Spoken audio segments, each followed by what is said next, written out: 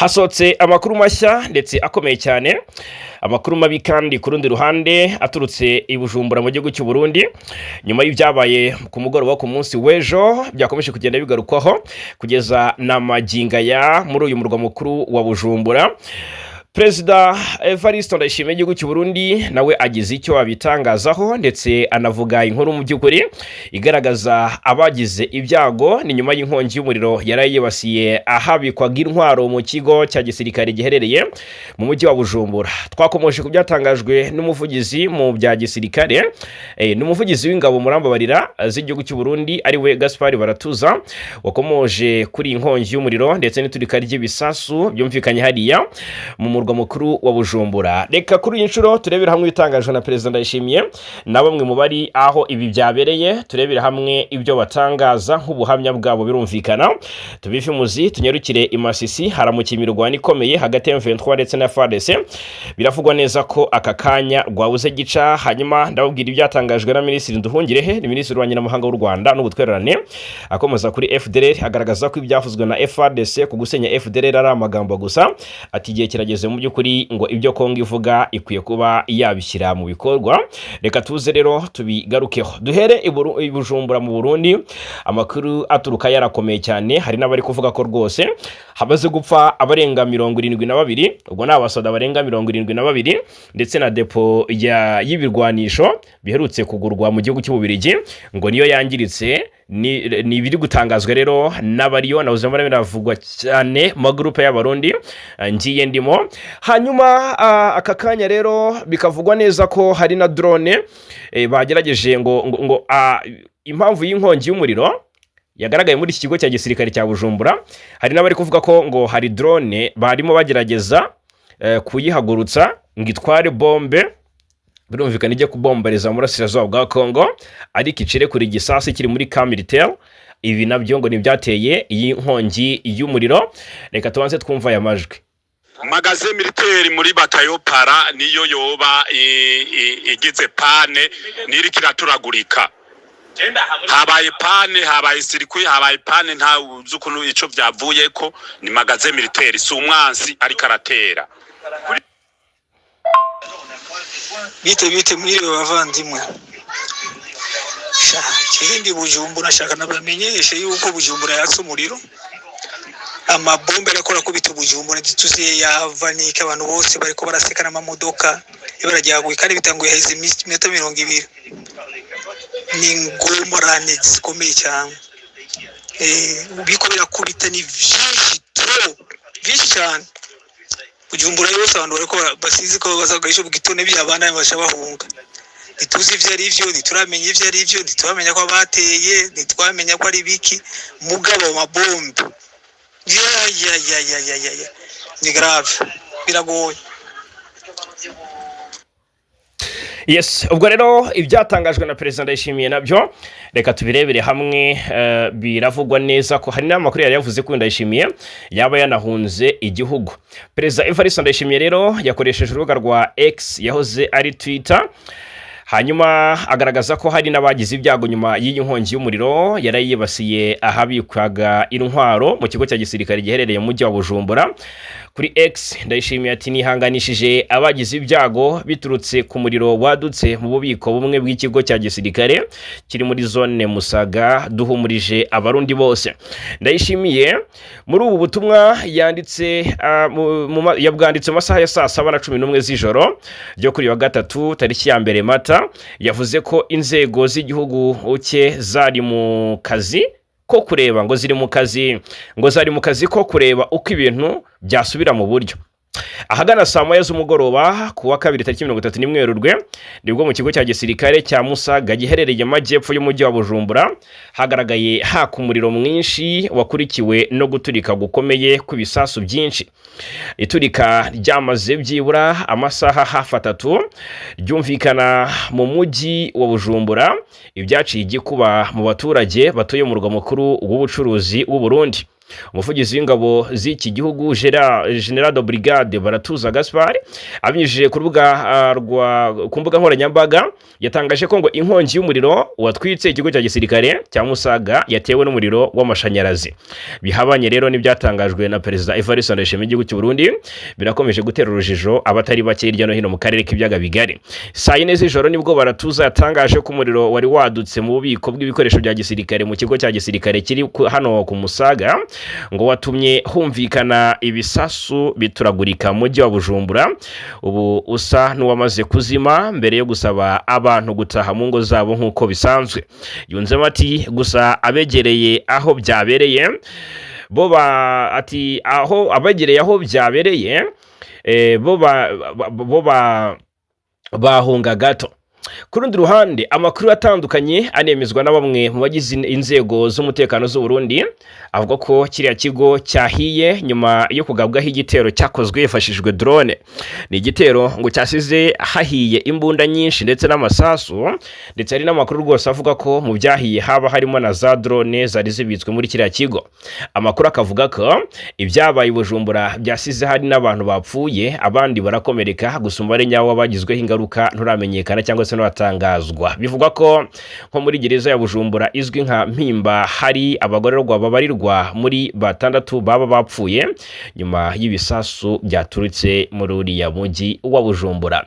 Ubwo reka twifuriza ababuze ababo gukomera, ariko kandi n'abagiye tubifuriza iruhuko ridashira, ariko kandi ubwo birumvikana ko hakiri urujijo ku cyaba cyateye iyo nkongi y'umuriro, kuko niba umuvugizi w'ingabo azagatangaza bimwe, perezida w'igihugu cy'u Burundi nawe akazatangaza ibindi, biracyakomeje gutera urujijo. Hakeneye kumenywa ese abapfuye ni bangahe, abagizweho ingaruka ni bangahe. Ibi byose ntabwo iperereza rirakorwa maginga ngo hatangazwe ukuri guhari.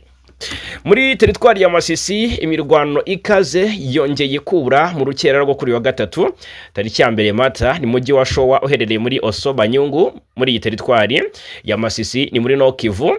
Hanyuma ni imirwano yahuje M23 ndetse n'inyeshyamba za Wazalendo. Nkuko amakuru menshi ava muri ako gace bitangaza ngo urusaku rw'intwaro ziremereye n'izoroheje rwumvikanye cyane kuva amasaha y'igitondo cya kare. Ibintu bikaba rero binakomeje kuba urujijo kandi biteye impungenge zikomeye mu baturage b'abasivile muri ako karere. Hanyuma nkuko ayo makuru atugeraho abivuga, mu by'ukuri urubuga rwa Actualité.cd rubagamiye kuri leta ya Kinshasa ruvuga ko ngo igitero cyagabwe n'inyeshyamba za AFC 23 ngo zashakaga kongera kugenzura ako gace k'ingenzi ka Showa. Ngo iki gitero ni kimwe mu ngamba zagutse za AFC 23 zo kwagura karere igenzura muri teritwari ya Masisi. Kugeza ubu rero nta mibare y'abapfuye cyangwa se ibyangiritse, icyakora imirwano yongeye kwiyongera inatera ubwoba bw'uko abaturage bongera guhunga ku bwinshi muri kariya karere ka Kivu ya ruguru gasanzwe karazahajwe n'amakimbirane cyangwa se karazahajwe n'ikibazo cy'umutekano muke. Imasisi ubwo twababwiye ko aho ngaho Showa ngo M23 irashaka kuhafata, ngo ni nayo ya divansinze irasa kuri Wazalendo, ariko nibyatangajwe n'ikinyamakuru kibogamiye ku ruhande rwa guverinoma Kinshasa. Uyu mutwe umaze iminsi wigarurira uduce tw'ingenzi muri Masisi, by'umwihariko twababwiye agace kitwa Humura ndetse na Muko waduherutse gufatwa na M23 ejo bundi ku cyumweru ni muri groupement ya Nyamaboko ya mbere ndetse n'iya kabiri. Aka kanyamakuru ari guturuka i Masisi aravuga ko nyuma y'imirwano yabaye mu minsi ishize ku cyumweru rwose umunsi wose waranzwe n'imirwano bitewe ngo n'igitutu cyinshi cy'abarwanyi ba M23, ingabo za leta zaje guhita zisubira inyuma, bituma utuduce two muri groupe abanyamaboko ya mbere twa Mukowa ndetse na Humura dufatwa n'abarwanyi ba M23. Ingabo za Kongo zirahunga ndetse zihungira kure. Ubwo rero utu duce twafashwe cyangwa se twaguye mu maboko y'abarwanyi ba M23 twakomeje gutuma habaho impungenge ku mutekano w'akarere nyuma y'ifatwa rya Humura ndetse na Ngurulu, agace kitwa ngo ndi Rutoboko nako karageramiwe aka kanya. Iyi Rutoboko nayo ngo M23 ishobora kuza kuyifata kubera ko iyi Rutoboko na ahantu hafite akamaro kanini mu bya gisirikare ku ruhande rw'igisirikare cya Kongo, akana ko ngo M23 agasumbirije kubera ko ni agace karimo stade ngo stade ndetse y'ingenzi cyane kuko ariyo igigwaho indege zitagera abapilote zizwi nka drone ziza zitwaye murambabarira niho ko kagwaho ngo indege z'ama helicopter ziza zitwaye ibikoresho ndetse n'ibiryo bihabwa ingabo rero ngizikashugujugu zitwara ibikoresho n'ibiribwa byo gufasha ingabo z'iki gihugu cya Kongo mu rugamba zigwa hanga kuri iyi stade ahanga rero ngo M23 nayo irahareba icyoroshye irashaka kuhafata ikahigarurira mu rwego rwo guca intege mu by'ukuri izo support zose FARDC ikomeza guhabwa zituma iza ikagaba ibitero ku baturage. Hanyuma aho ngaho naho biravugwa ko umwuka w'ubwoba ari wose muri iyo groupement ya Nyamaboko ya mbere ubwoba ni bwose n'amagingaya. Ubwo rero birumvikana ko ibintu bitoroshye na gato. Minisitiri Olivier Nduhungirehe ni minisitiri w'ububanyi n'amahanga w'u Rwanda n'ubutwererane yatangaje ko gahunda yo kubahiriza amasezerano y'amahoro yashyiriweho umukono i Washington ku ya 4 Ukuboza bisaba gukora ibikorwa bifatika aho kuvuga amagambo no gutanga amasezerano atazasohozwa. Yabitangaje nyuma y'uko FARDC ku ya 29 Werurwe 2026 yatangaje ko yohereje umugaba w'ingirije ikisangani ngo atangize ibikorwa byo kwambura intwaro abarwanyi ba FDLR. Ni Kongo yavuze kenshi ko umutwe wa FDLR u Rwanda ruyishinja gukorana nayo ari urwitwazo. U Rwanda rukerekana ko abarwanyi barwo boyu mutwe bari mu ngabo za Kongo FARDC haba ku rugamba murasirazuba bwa Kongo ni Kinshasa ndetse bamaze igihe mu by'ukuri bigisha ingengabitekerezo ya genocide. Umugabo wungirije w'ingabo za Kongo Lieutenant General Ndulu Jacques Chaligonza ku ya 29 Werurwe yabwiye itangazamakuru ko yoherejwe murasirazuba bw'igihugu mu gace ka Kisangani bikorwa byo gutegura ibikorwa byo kwibasira FDLR. Ati bagomba gutanga intwaro zabo ku bushake cyangwa ku ngufu. Minisitiri w'ububanyi n'amahanga Olivier Nduhungirehe anyuze ku nkuru yasohowe na RFI ivuga ku byo Kongo yavuze byo kwambura FDLR intwaro yavuze ko amasezerano atazubahirizwa mu magambo ahubwo ari ibikorwa. Ati gushyira mu bikorwa amasezerano y'amahoro n'ubufatanye mu by'ubukungu ya Washington bisaba ibikorwa bifatika aho kuba amagambo avugirwa ubusa. Amasezerano atubahirizwa ubukangurambaga butarangira cyangwa se ukutumvikana kwa guverinoma ku kibi kiri mu mutwe w'abajenosideri wa FDLR. Gahunda y'ibikorwa by'ingabo CONOPS iri mu masezerano y'amahoro u Rwanda na Kongo byasinye Washington DC bifashijwemo na Leta Zunze Ubumwe za Amerika ivuga ko gukuraho ingamba z'ubwirinzi u Rwanda rwakizeho bizabanzirizwa n'ibikorwa by'ubutegetsi bwa Repubulika ya Demokarasi ya Kongo byo gusenya umutwe w'iterabwoba wa FDLR. Colonel uyu ni Colonel retired Chimimana Auguste alias Colonel Bola wabaye muri FDLR yabwiye ikinyamakuru igihe ko imvugo za FDLR imvugo za FARDC ku gusenya FDLR zitazashyirwa mu bikorwa kuko abo bashaka ngo kwambura intwaro ari bo bazibaha. Ati niba koko babitangije nibahere Kinshasa kuko ni Kinshasa FDLR riyo haba muri FARDC haba ati hari aba FDLR bariyo n'uyu munsi bamwe mu bo twabanaga bari Kinshasa biya rero ati n'uburyo bwo kujijisha kuko babiteganya ntabwo babitangaza kuri ahubwo bakagombye guhita babafata batanabivuze kuko nubundi aho bari kumwe na FARDC barabahiga hese kandi bari kumwe.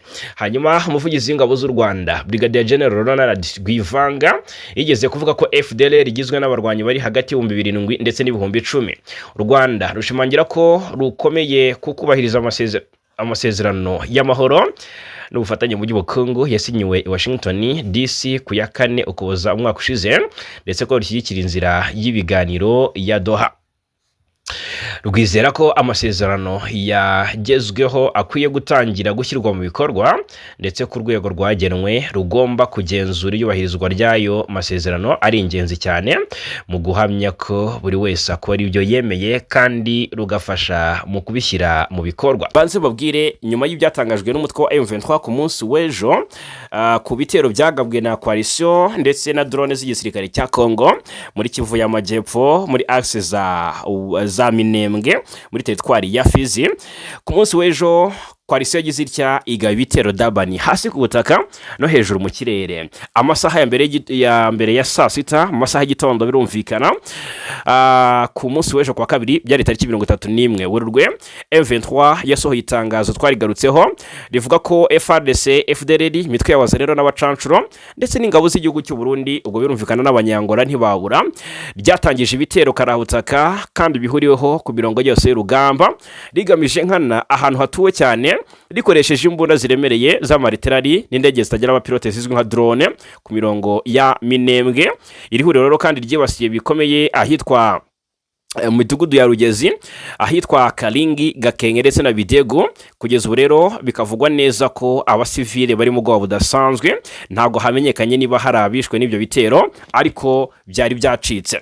Ku mirongo ya Karehe naho utibagiye ko ku munsi wo kwa mbere muri teritwari ya Karehe koalisiyo yari yagabye ibitero bihitana abaturage 7 ndetse binakomeretsa abarenga 20 muri axe nahoze niba nibuka neza muri axe zitwa ngo ni Shanji.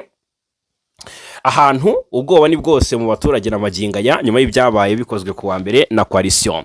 Ikarehe bongeye gusubyamo izi ngabo zongeye kugaba ibitero bikomeye umudugudu wa Lumbishi, naho uw'ingenzi cyane muri Karehe zanongera ibikorwa byazo mu buryo bugaragaza ko intambara ishobora kwaguka muri no teritwari ya Warikare.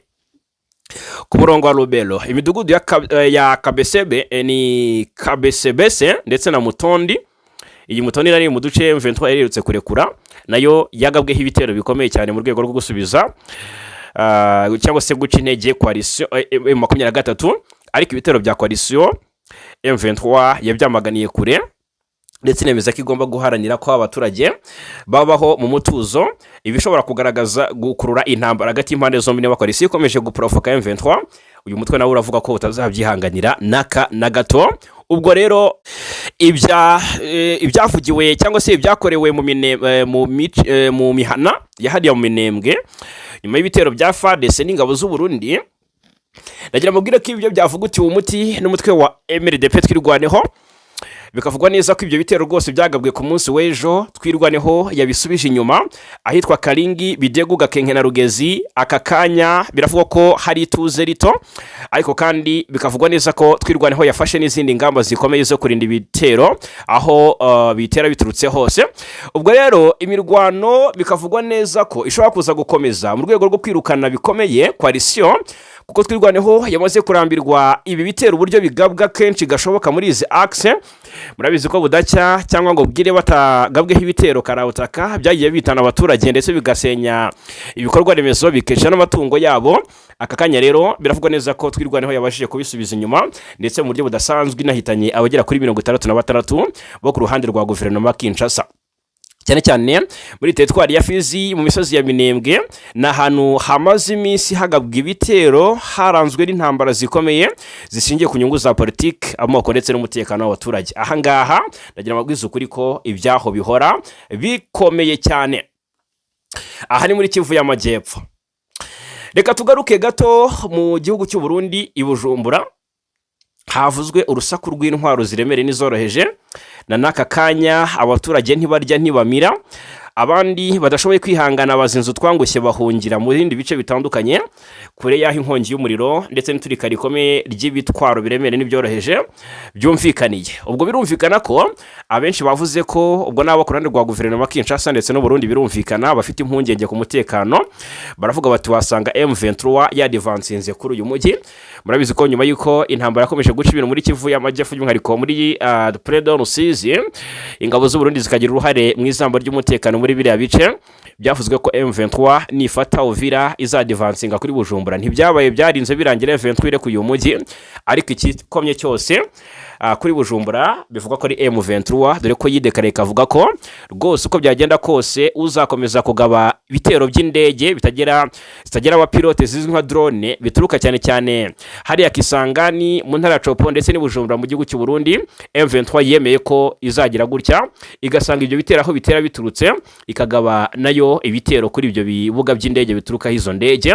Ariko kandi ahangaha ibitwaro byumvikanye Bujumbura ntabwo ari ku kibuga cy'indege ndetse nta nubwo ari ibitero byagabwe na M23 nkurikije ibyatangajwe n'uyu muvugizi w'ingabo z'u Burundi Gaspari Baratuza yatangaje ko ngo ibyabaye bifitanye isano n'ikibazo cyabaye muri depo ubwo n'ububiko ngo bw'intwaro aho umuriro wadutse mbere yo gukurikirwa n'iturika rikomeye. Abwira itangazamakuru ko ari impanuka yabereye mu bubiko bw'ibikoresho bya gisirikare, ariko ntiyahise atangaza icyateye iyo nkongi n'ingaruka nyazo zatewe n'iyo mpanuka. Amakuru aturuka habereye ibyo bintu akavuga ko iryo turika ryumvikanye cyane mu bice byinshi by'umujyi wa Bujumbura, ritera ubwoba mu baturage. Bamwe bavuga ko rero ngo bumvise urusaku rukomeye rwari ruherekejwe n'inkongi y'umuriro mwinshi wazamukaga mu kirere. Abaturage rero bagerageje mu by'ukuri cyangwa se begereye icyo kigo cya gisirikare, bavuga ko habayeho guhunga mu buryo bwihuse mu rwego rwo kwirinda ingaruka z'iturika ryashoboraga gukurikiraho. Nubwo ubuyobozi bw'igisirikare bwagerageje gutanga amakuru y'ibanze, haracyari ibibazo byinshi bitarasobanuka neza, hari umubare w'abaguye cyangwa se abakomeretse kuko ngo ntibabura, ndetse n'ingano y'ibyangiritse mu bikoresho bya gisirikare. Hari n'amakuru avuga ko rwose inzego z'umutekano zahise zifunga aho hantu kugira ngo hakorwe iperereza ryimbitse ku mpamvu nyirizina. Iyi mpanuka rero ibaye mu gihe n'ubundi akarere k'ibiyaga bigari gakomeje kugaragaramo umwuka mubi w'umutekano muke, by'umwihariko mu burasirazuba bwa Kongo, aho Burundi buparticipa muri intambara, aho ibikorwa bya gisirikare bikomeje gufata indi ntera. Ibi rero bituma impanuka nk'iyi ifatwa nk'ishobora kugira ingaruka ku bushobozi bwa gisirikare n'imitegurire y'umutekano mu karere k'ibiyaga bigari. Abasesengura bati mu by'ukuri inkongi mu bubiko bw'intwaro ishobora guterwa n'impamvu zitandukanye zirimo ububiko butujuje ibisabwa, ubushyuhe bukabije, n'amakosa y'abantu cyangwa se ibibazo by'umutekano muke bishobora kuba byateje iki gikorwa cy'ubugizi bwa nabi. Icyakora kugeza ubu nta gihamya gifatika kiratangazwa ku cyaba cyahise cyihishe inyuma y'iyi mpanuka muri aka kanya. Ariko ni mu gihe iperereza rigikomeje, abaturage basabwe gukomeza gutuza ndetse no gukurikiza amabwiriza y'inzego z'umutekano mu rwego rwo kwirinda impanuka zishobora guterwa n'ibi byabaye. Leta y'u Burundi nayo itegerejweho gutanga ubusobanuro n'amagingo nta kiravuga, ubwo n'ibisobanuro birambuye ku by'iyi mpanuka ndetse no kugaragaza ingamba zizafatwa mu gukumira ko ibyago nk'ibi byakongera kubaho mu gihe kiri imbere. Ubwo birumvikana ko Burundi buvuze, twagaruka muri studio tubabwira uko ibintu bigenze, cyangwa se kuko hari nkeka ko hari ibindi bisobanuro birambuye batanga birenze kuri byatangajwe n'umuvugizi w'igisirikare cy'u Burundi. Ku kijyanye n'ibiturika cyangwa se n'imirwano ikomeye cyane yumvikanye ibiturika by'ibibombe muri teritwari ya Masisi, byarangiye intare za Sarambwe rwose zivunnye umwanzi zifata uduce. Aka kanya uwaririmba Tombe ntiyaba ari kure y'ukuri. Uduce twa Mukowa ndetse na Humura twafashwe na M23 nk'uko amakuru abishimangira nyuma y'imirwano ikomeye. Agace kitwa Mukowa na Humura, utu twose twabaye Tombe, duherereye muri groupement ya Nyamaboko ya mbere muri teritwari ya Masisi. Abarwanyi ba M23 rero bari kutugenzura amaginga, ndetse kuva ku cyumweru rwose habaye imirwano isiga banadufashe, ariko ntibyahita biba confirmed. Aka kanya rero bavuga ko Wazalendo na FARDC zimwe cyane muri ibi bice, ndetse ko ziri kubundabunda hirya gato bitewe n'igitutu cyinshi cy'abarwanyi ba M23. Ingabo za leta ngo zasubiye inyuma, ahangaha Mukowa zirayirekura ndetse zirekura na Humura, bituma utuduce tugwa mu maboko y'abarwanyi ba M23. Hanapfuye abagera ku 9 ku ruhande rwa coalition. Hanyuma ku rundi ruhande, nkuko amakuru atugaragariza ibiri kubera ku kibuga cy'imirwano abivuga, Humura ndetse na Mukowa, agace nka Ngururu, agace nka Rutoboko dufitwa na M23. Iyi Rutoboko ni agace kihariye cyane ko gafite akamaro kanini mu bya gisirikare, kuko gakoreshwa nk'ikigo cy'ibikoresho n'ingabo za leta, kari mu kaga gakomeye. Iyi Rutoboko ntago ifitwe na M23, ariko niba M23 abashije gufata Mukowa, igafata Humura, igafata Ngururu, ndagira babwire ko aka kanya aka gace ka Rutoboko kari mu kaga gakomeye. Aka rero kariho n'ikibuga nakwita, ubwo ndabivuga gute, amakuru atugera haragaragaza ko hari stade yitwa ngo yahangaha Rutoboko y'ingenzi cyane. Aha ngo hajya hagwa ngo hakunze kugwa indege z'akajugujugu, amayero ko buta. izo ndege zikaziza zikazana ibikoresho ndetse n'ibiribwa byo gufasha ingabo z'iki gihugu cya Kongo ku rugamba, zikabisiga ahangaha Rutoboko. M23 rero ngo ifite umugambi wo gufata icyo kibuga kugira ngo iyi support y'ibikoresho ndetse n'ibiribwa byazanwaga ahangaha n'izo kashugujugu bihagarare. Birumvikana ko rero umugambi na maginga ya ukomeje. Turaza kubabwira n'aka kanya hari imipanga iri gupangwa muri ibi bice, turakomeza kugenda dukurikirana buri kimwe. Muri Walikale, axe ya Kalonge ndetse na Kalembe, n'uturere duherereye ku mupaka wa Masisi na Walikale muri Nord Kivu, kuva ku cyumweru imiryango myinshi yarahunze yageze muri utu duce. Murambabarira, ihunga imirwano yabereye ahitwa Ihura mu gace ka Kisimba muri teritwari ya Walikale hagati ya M23 na Wazalendo. Ibirwano yabereye Ihura kuva ku cyumweru yasize abaturage bahungiye muri Kalembe na Kalonge muri teritwari ya Walikale, bikavugwa neza ko na maginga ya umutekano ukomeje kuba iyanga. Ibirwano yongereye cyane ku yindi yari iherutse kubera muri izi axe za Mpeti na Minjenje. Mu by'ukuri murambabarira, uku guhunga kw'abo baturage bahungiye Kalonge na Kalembe baturutse muri izi axe za Ihura zabereye imirwano ku cyumweru, kuva mu cyumweru gishize imiryango yabaye myinshi kuko yongereye cyane ku yindi yaturutse muri axe za Kisimba, bahungira mu bice bya Minjenje na Malemo. Ndetse aka kanya rajya nkubwire ko abaturage hari kwibazwa iby'imibereho yabo, abenshi ngo bari mu mashuri, abandi ngo bari mu miryango itandukanye. Birakomeye cyane, abariyo harasabwa ubutabazi ngo bubahabwe cyangwa se bagezweho mu buryo bwihuse cyane. Bitari ibyo abaturage barapfa barashira. Ahangaha abahunze imirwano bari mu kaga gakomeye. Hanyuma muri teritwari ya Shabunda, Wazalendo 2 bishwe, abandi 8 bafatwa matekwa ni nyuma yo kurasana na FARDC. Bikavuga ko nibura 2 b'Abazalendo umutwe wa Sisa wabiciwe mu mirwano, mu gihe abandi 8 bafashwe miri ku munsi w'ejo. Ni mu bitero byabaye mu gitondo, kuva mu gitondo cyo ku cyumweru. Birumvikana tariki 29 byari ku cyumweru. Ahangaha Shabunda imidugararo ni yose muri Shabunda centre. Suko M23 uri kurwana na FARDC, ahubwo ngo Wazalendo na FARDC bari kwesuranira ubwabo muri izo axe.